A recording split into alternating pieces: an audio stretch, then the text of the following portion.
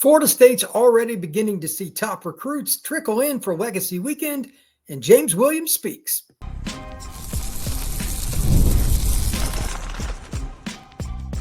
You are Locked On Seminoles, your daily podcast on the Florida State Seminoles. Part of the Locked On Podcast Network, your team every day. Welcome back into Locked On Seminoles. I am your host, Brian Smith, longtime college football recruiting analyst and writer. Thank you for making Locked On Seminoles your first listen each and every day. Today's show is brought to you by our friends over at 5-Hour Energy. Head to 5hourenergy.com to find over 15 flavors to choose from. If you need one now, you can find one at a local convenience store. Stock up today and stay energized. We're going to be talking recruiting today on Locked On Seminoles. The Noles have got a big weekend ahead. It is Legacy Weekend. Top players coming back from all over the NFL to hang out with the Noles. And quite frankly, that's exciting within itself, especially because, in my opinion, one of the best players in the NFL and such a great story. Jared Verse is one of those guys. So congrats to him. He was unbelievable this past season as a rookie out in LA. So good news for that to have him back. It's always good to get your best players back on campus. But speaking on campus, among many other players, Kamron Wilson is already on campus, according to 24/7 Noles, and he's one of several guys starting to trickle in for Legacy Weekend. And there's not going to be any particular order to this. There's just a lot of good players, and including the first guy I'm going to start with because I interviewed him myself yesterday, and that's Lasiah Hampton. Now, this is a player that many of you probably don't know anything about because he's not a typical Florida State recruit in terms of geography. He's from upstate New York. It's the most rare of rare situations.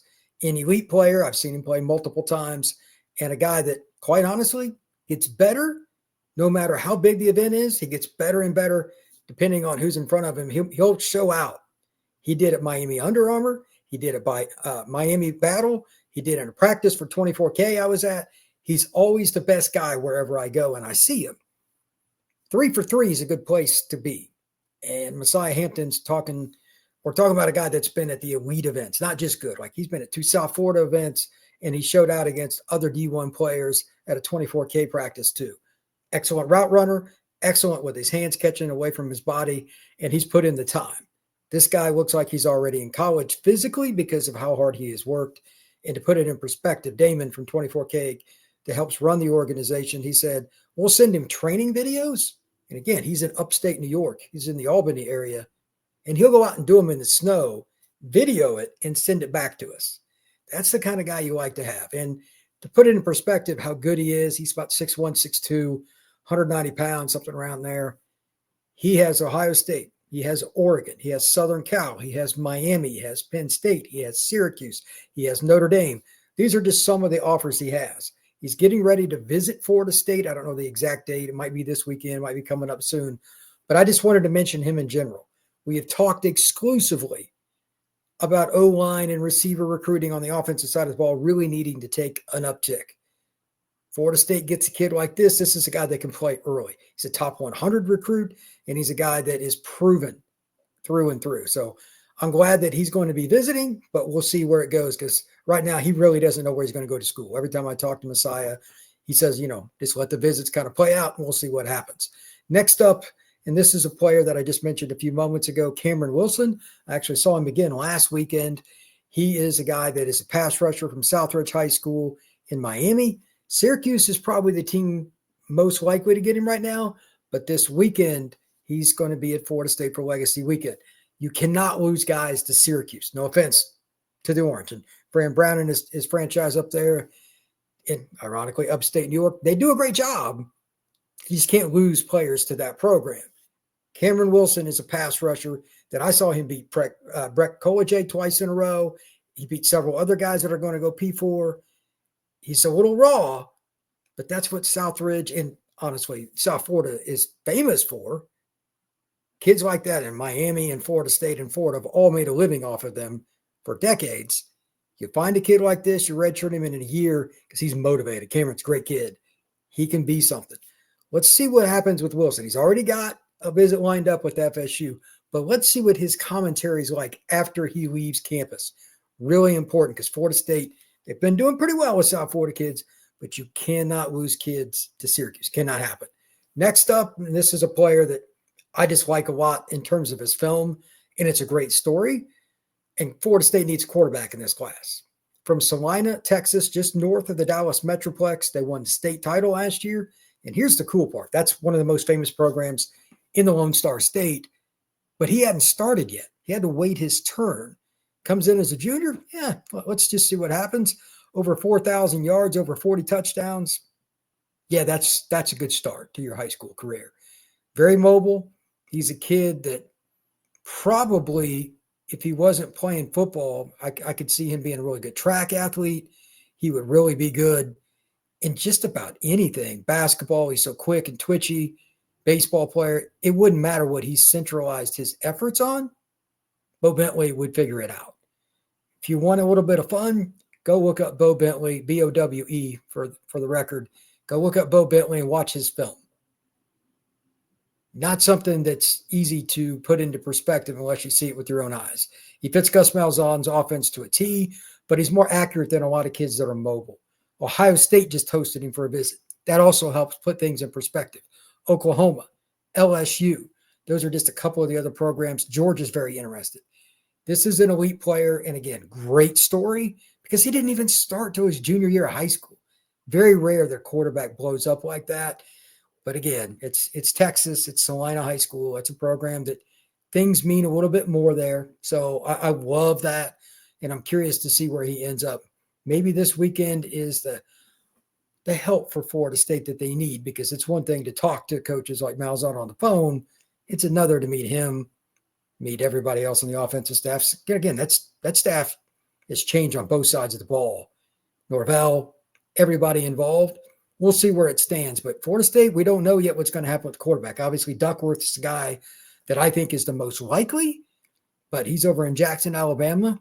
But if it's not him, maybe it's Bentley. We'll find out a little bit more after this weekend, but that's a really important visit for the pecking order for the Florida State recruiting machine here. Next up, and this one is one that I'm not as hopeful on, but then again, I've got a little sidebar to this, and it's something I'm going to bring up numerous times between now and August, is because it's just to the point it's ridiculous. And again, I'll get to it in a second. It's not Florida State, but it may help them. Jay Lamar, Colquitt County, one of the best programs in the state of Georgia and Dixie, running back. He's a lot like Chroma.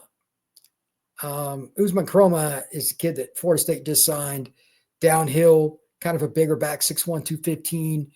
This kid's built almost identical. Georgia has been considered the leader, and Clemson and numerous other programs are after him. He can pick his school. No doubt he's a top 100 recruit. But if Georgia's his school, at what point, and if you don't follow, there's no nice way to say this, not one, but two more incidents happened with Georgia with cars in separate incidents.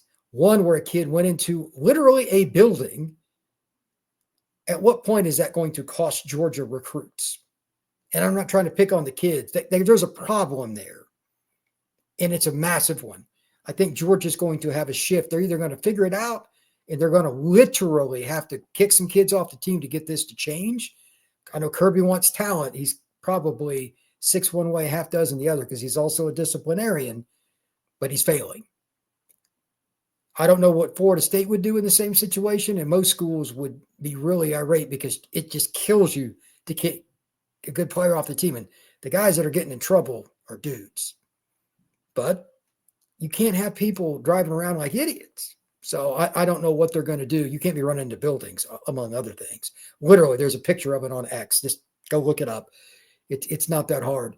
So Lamar is another one of the kids from Georgia that Florida State has coveted. Gus Malzahn and the staff that came over from UCF, they've recruited Georgia hard.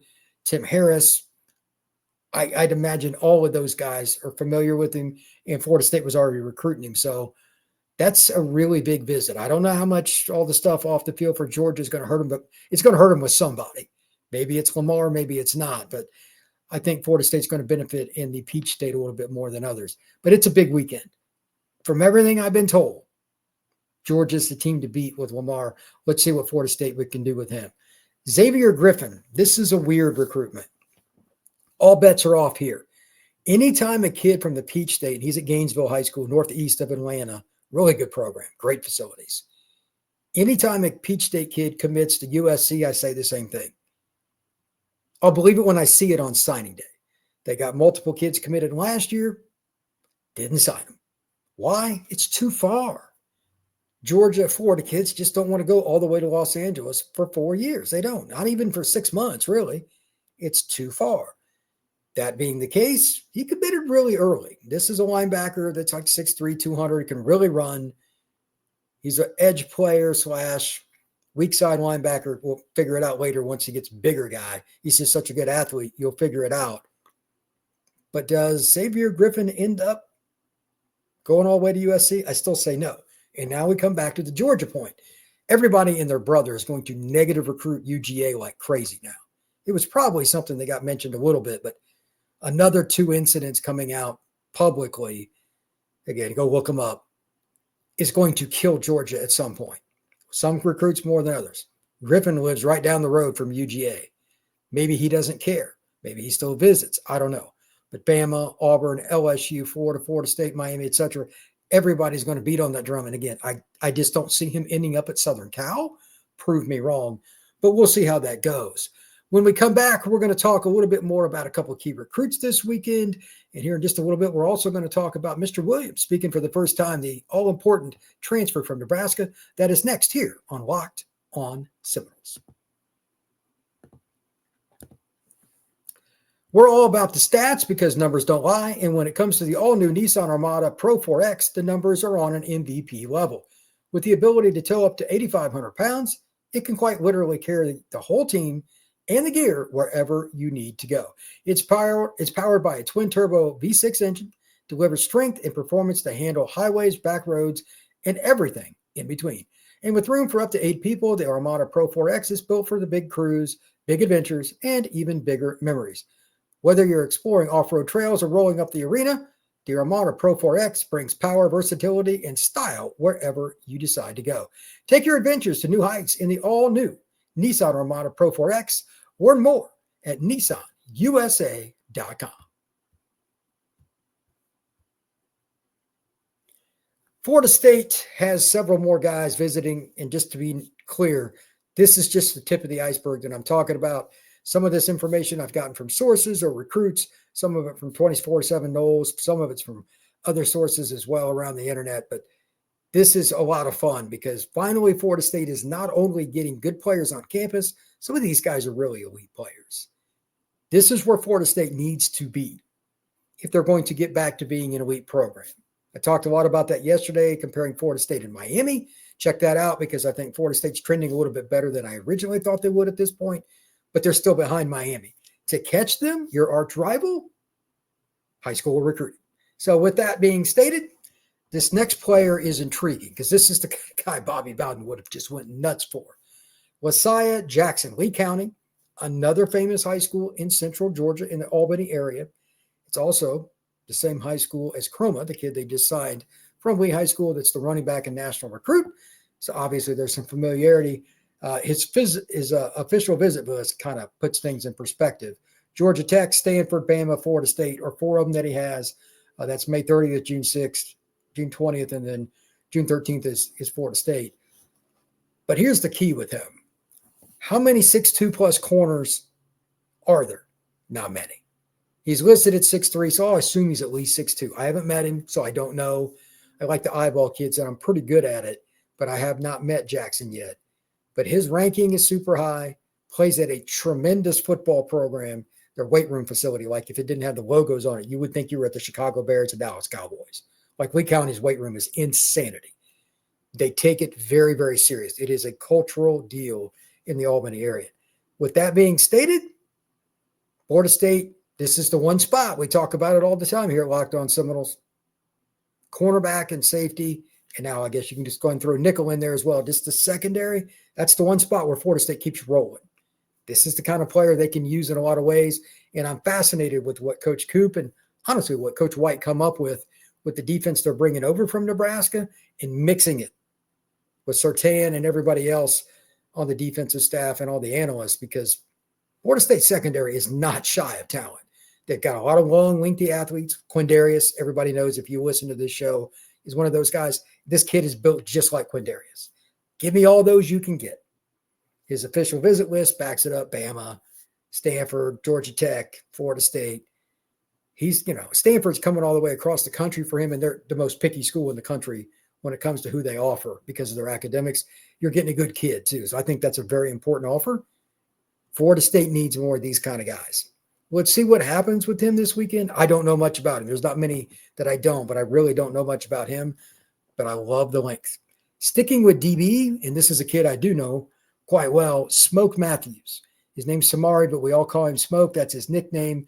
He's been tied to South Carolina quite a bit. He's from the state of North Carolina, elite corner. He's about 195 pounds last summer. He might even be over 200 pounds now, but another great kid, but he's built like a boxer, a prize fighter of some kind, maybe an MMA guy. He's shredded. Clemson, Florida State, Texas, South Carolina. Those are his 4 visits. So Clemson's May 30th, Florida State June 6th, Texas June 13th, South Carolina lining up for June 20th. This will be a battle. Florida State's getting him for the second time for an unofficial visit, though. That's really important. If you get a kid twice for an unofficial from not just out of state, but like he's got to come from 3 states away. He's interested, man. So Tan has been in his ear for a long time. Now Coach Coop, another guy that's got Florida ties, he's another South Florida guy, is involved. Coach White, Coach Knighton, everybody on the defensive staff in general and the back office. This is important. A, you solidify the visit. B, you need to find out, is it really South Carolina that's our main comp? Who is it if it's not South Carolina? Maybe it's Texas, maybe it's Clemson. Obviously, Clemson's been hot. You want to make sure that everything's good to go. So he makes it back to Tallahassee for his official visit in June. He's one of the best players in the country, regardless of position, and he's physically ready to play early. Again, Florida State does well with DBs. There's no reason, based on who they've got on their coaching staff and based on who they have recruiting at the DB position, that they shouldn't be in it for these elite DBs. This is a great sign. Need more of these kind of players to keep the ball rolling while the offense gets back up to speed. But defense first. You've got to recruit numbers, and a lot of them in terms of the size and length that Florida State has been doing. That's the one thing Norvell has been able to do is get a lot of size and length. In that secondary with the guys that he's hired, keep it rolling. Next up, another Georgia player, and this kid I do know well, Deuce Geralds. He's out of Collins Hill High School, just on the edge of Atlanta, Gwinnett County, one of the best programs in Georgia. They've won a state championship. They've been a program that's national in terms of coverage, ESPN, etc. This is the kind of program you want to get players from. And as a 3 technique, not the tallest guy, but as a 3 technique, he's as good a pass rusher as there is in the country.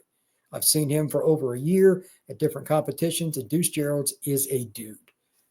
I would take him no matter what defense I'm running, and here's what I mean by that. He's about 6'1". Teams like Florida State, with their transition to a 3-man line, a lot of them don't necessarily want him. There's one school, that I know that hasn't offered, and I don't think they will. It's ironic. It's the University of Georgia. They run a traditional 2-gap 3-man line. Deuce doesn't fit that from a height standpoint. Again, he's 6'1", maybe 6'1 and a half. Okay, but Rivals also has him as a 5-star. There's a reason. He produces. This is a big visit. Florida State, Tennessee, Ohio State, Ole Miss, Miami. It's a national recruitment. He has, I was told 2 weeks ago, I think it was, 55 offers is how many Deuce has. 55. There's a reason for that. Again, like the only one that he doesn't have that he has any interest in is Georgia. The ironic team right down the road, which probably where he would have went if they'd have went after him early. I don't think they have a chance now if they offered, but I digress. Florida State's got a shot, and you got Pot Roast, who's a really good recruiter on the defensive line, helping host him this weekend. So that's a very big one. When we come back, we got 2 Florida guys that I want to talk about before I get into a few comments about the interview with James Williams. That is next here on Locked on Seminoles. Daylight savings has snuck up on us again, and if you're feeling that lost hour of sleep like I am, 5-Hour Energy has your back. The extra sunshine means more fun, but also means you need a little bit more boost to get through your day. Whether you're staying up late to watch the NCAA tournament, squeezing in a round of golf, or just trying to keep up with your busy day, 5-Hour Energy gives you that quick, refreshing pick-me-up whenever you decide you need it. For me, it's the NCAA tournament. I stayed up a little bit late a couple of nights ago, as a matter of fact. Hey, I like it. It's NCAA tournament's great. It's in my blood. But some of those games run a little late. If you need an extra pick-me-up to get you going the next morning before work or before you work out, 5-Hour Energy could be your go-to. Head over to 5hourenergy.com to find over 15 flavors to choose from, including peach mango and blue raspberry. You can even build your own 12-pack or 24-pack delivered right to your front door. If you need one now, you can grab a 5-Hour Energy at a local convenience store or grocery store near you. Just stock up and check it out today, 5hourenergy.com.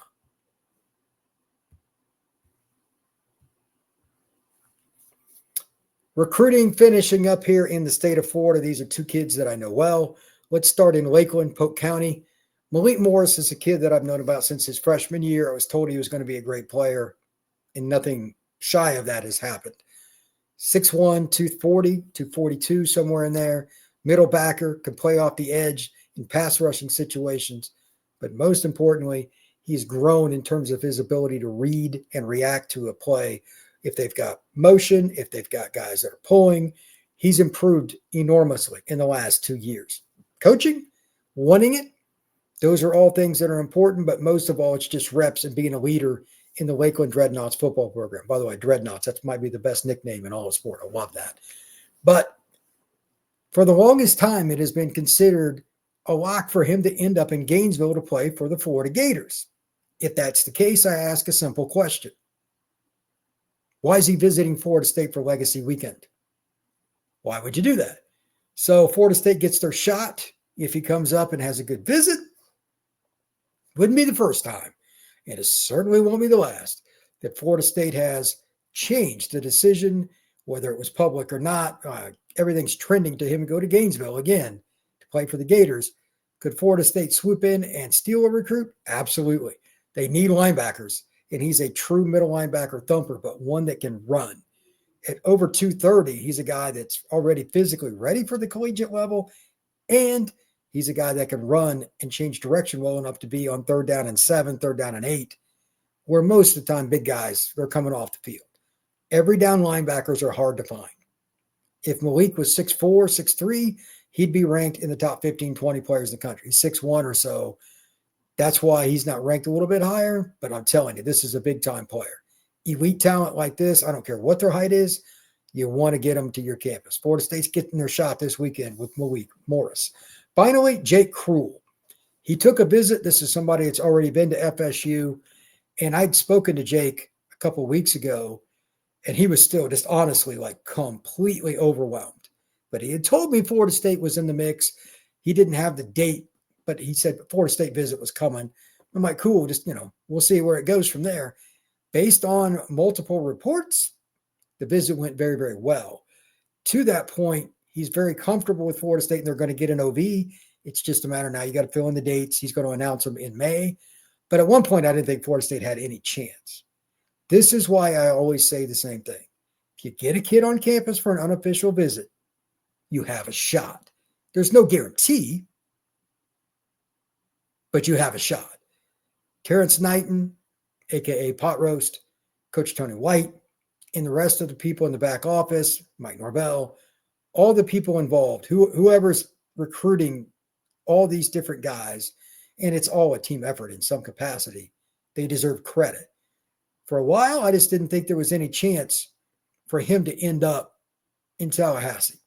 Now they might be one of the teams ranked a little bit higher than most of the teams left in his top 12. You're trending in the right direction. And just to put it in perspective, Jake Kreul is one of the best pass rushers I've ever seen at the high school level. Technically, he probably is. Plays at IMG Academy. He was originally at Bishop Moore in Orlando. He was outstanding at the Under Armour camp as a freshman. He makes plays. The most important thing about Jake Kreul, though, is his just sheer effort in wanting to compete. At Under Armour, they get their very own pro day from Under Armour, and having the Under Armour group come down for what they do, those camps, they just do it for them. They didn't do one-on-ones, though. So he went to Miami just to compete, even though he had all his offers, had all his visits lined up, all his ranking, didn't have to do anything. He went there and competed, did the one-on-ones, and went 8 for 8 that I saw. He did more reps than that, but out of the 8, He won every rep that he took. I want to be around guys like that. I love his effort, mixes up his moves. He has a plethora of them. He has a great dip move. He'll one-arm stab. He'll grab and then tug a guy, pull him by. Like, he does everything at a different level. This is the kind of guy that can change your defense, especially since you're going to be using a stand-up pass rusher quite a bit in the three-man line that Coach Potroast wants to operate out of. You can put his hand in the dirt, but he can play wide in like a 7 technique. He can hold the edge as a rush defender. I just think Jake Kreul is going to be a lot better than most people think. I think he's one of the top 5 recruits in the state of Florida. Speaking of edge rushers, to finish up today's show, just want to make a few comments about James Williams, the kid that transferred to Florida State from Nebraska. What a great kid. I had no idea. I didn't know anything about his personality, but he's very humble and a really, really good representative for Florida State University. I was glad I watched the interview. He kind of went through it a couple times. That's just the kind of person you want to be around. He had good things to say about Amari Williams. He had good things to say about the people welcoming him all the way, not just like the football team, but the staff, the community. He felt welcomed, he said, from day one. I'm like, that's kind of unusual. Takes a little while to go from Lincoln to Tallahassee, but you know what? Good for him. I'm glad it happened and it worked out well. He said he's changed his diet. He said he's gotten a lot better in regards to what he's doing in the weight room. His numbers, he said, have shot up just in the last couple of weeks. So obviously Florida State has found a niche with him, and he's up about 15 pounds or so. He's over 260. This is a good sign. Florida State needs James Williams to be a big-time player. Not good. Big time. The defense is going to operate well if they have edge rushers. This defense is predicated on bringing pressure from different areas, but it starts with that stand-up spot. If you don't have somebody at the jack position, it's not going to work. Florida State appears to have their guy in James Williams, and he's got experience. He's been at Nebraska a few years. We'll see how it goes, but this is a great chance for him because same coaching staff. So as he said, I know the system. I'm helping some of the younger guys, taking on a leadership role, and they expected that out of me, talking about Coach Potroast, and he's talking with Daryl Jackson quite a bit. But everything seems to be a go for him having not just a breakout spring, but more importantly, for James Williams to have a breakout fall. It's just the kind of guy you root for. I mean, nobody really knew about him out of high school. He transfers into Nebraska, gets a little bit of playing time, played a little over 200 reps last year, but he was new to football. And now he's got a chance to be a guy like his physical frame and his measurements just scream outside linebacker, pass rusher, kind of like, I don't want to say he's Jared Verse, but he's built in a similar fashion. This could be the guy that kind of surprises everybody, not only in the ACC, but college football. It'd be a great story. And remember, I was talking about this recently with the Miami, Florida State stuff. For either one of those schools to get back to an elite level, they need guys that everybody tunes in to watch. It's why I did when I was a kid. Maybe James Williams is one of those guys that makes it cool to watch Florida State football again. It's not just watching Florida State like you're watching a dude, somebody you know it's going to go and play on Sundays. The physical measurements were there, and based on the interview and everything I saw, he's got the right demeanor. I think he's going to have a really good football season for the Noles this fall. Thank you once again for making Locked On Seminoles your first listen each and every day. Truly appreciate you stopping in to talk some Noles with me. Please hit that like button, that notification bell, and subscribe and share. I will see you again soon. Everybody take care.